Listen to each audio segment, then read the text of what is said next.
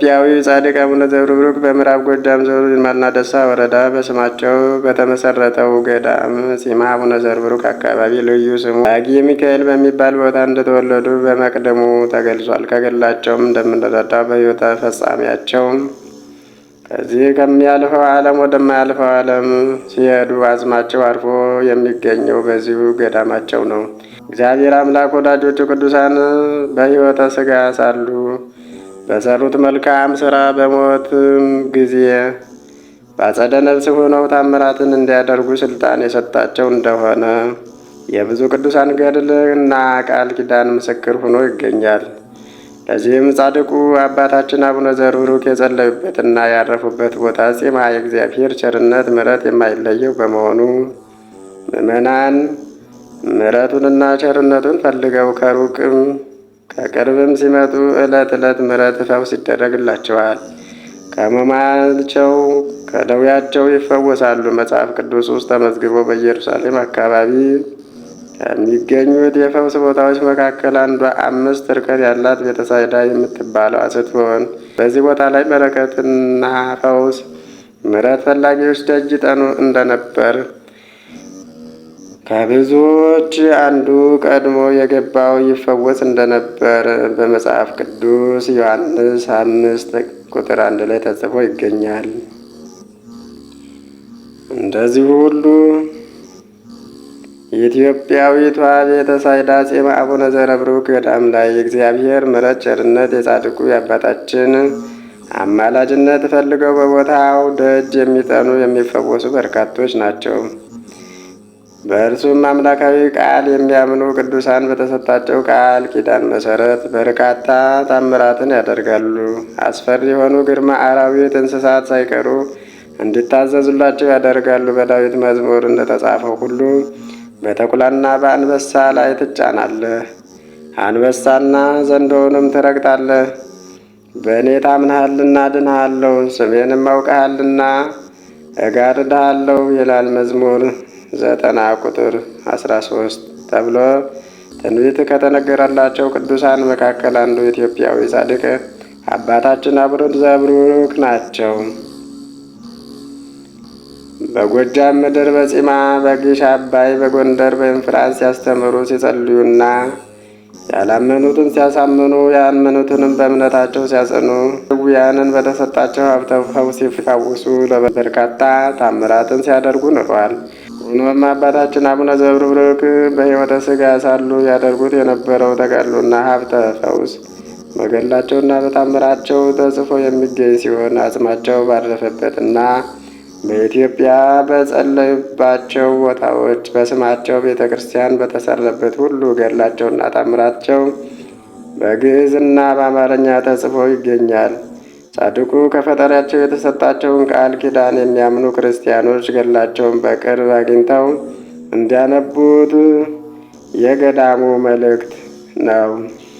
ከዚህም በመነሳት ልዩ ድንቅ ታምራትን የሚደረግበትና የሚፈጸምበት ጥንታዊና ታሪካዊ የገዳሙ ገድል ሀገራችን ኢትዮጵያ በጣሊያን ፋሽስት በተወረረችበት ማለትም በ1928 እስከ 1933 ለ5 ዓመታት በተካሄደው ወረራ የገዳሙ ንብረት ንዋየ ቅድሳትና ቅርስ ሁሉ ሲዘረፍ ገድሉንም አብሮ ተዘርፎ ነበር።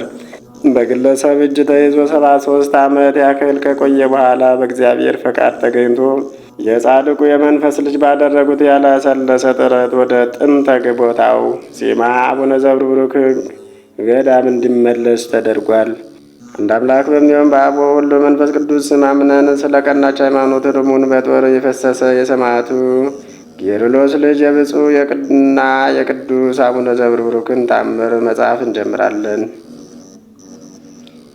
ዓለም ከተፈጠረ ከ7197 ዓመተ ዓለም በ281 ዓመተ ምህረት በወንጌላዊ በማቴዎስ ዘመን በሚያዝያ 1 ቀን ከሌሊቱ በ9 ሰዓት ንጉሥ ኢያሱ በነገሰ በ23ኛው ዓመት ማክሰኞ ቀን በ3 ሰዓት ብፁዕ አባታችን ከዚህ ዓለም ወደማያልፈው ዓለም በፍጥረት ሁሉ አስቀድሞ በአካል በባህሪ በገጽ በመልክ ተቀዳሚ ተከታይ የሌለው የባህሪ አምላክ የሚሆን ወልድን በወለደ በእግዚአብሔር አብ ስም በዘመናትና ከዓመታት አስቀድሞ በመልክም በገጽም ፍጹም ሆኖ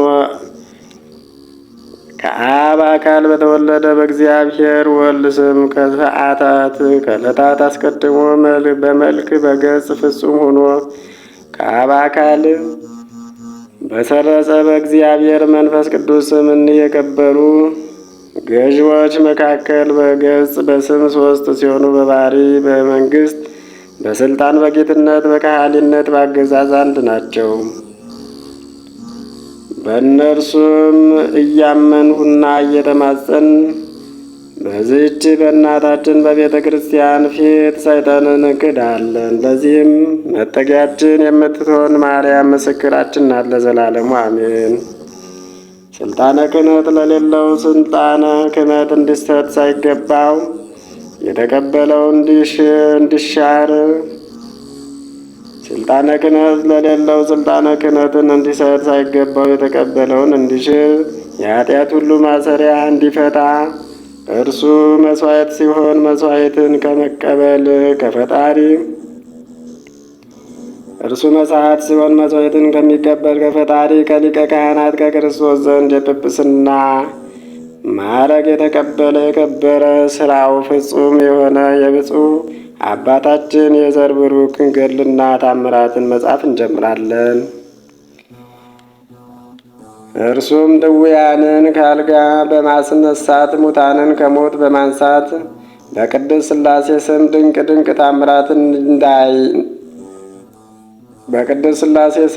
ድንቅ ታምራትን እንደ ሐዋርያት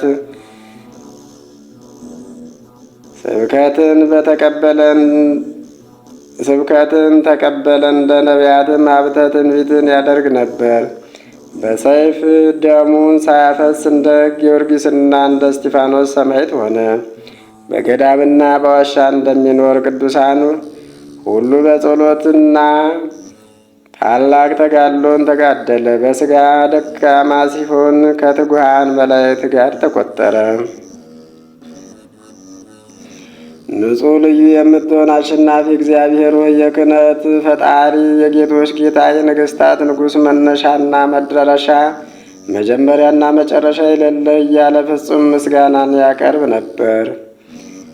ሕግንና ሥርዓት ካላቸው መንግሥተ ሰማያት ለነሱ ከሆነች ከክህነት ከሚያገለግሉ ከ24ቱ ካህናተ ሰማይ ጋር የመላእክትን ሕግንና ሥርዓት ካላቸውና መንግሥተ ሰማያት ለእነርሱ ከሆነች በክህነት ከሚያገለግሉ ከ24ቱ ካህናተ ሰማይ ጋር የመለኮትን ዙፋን እሳትነት ባለው የወርቅ ማዕጠንት ያጥን ነበር።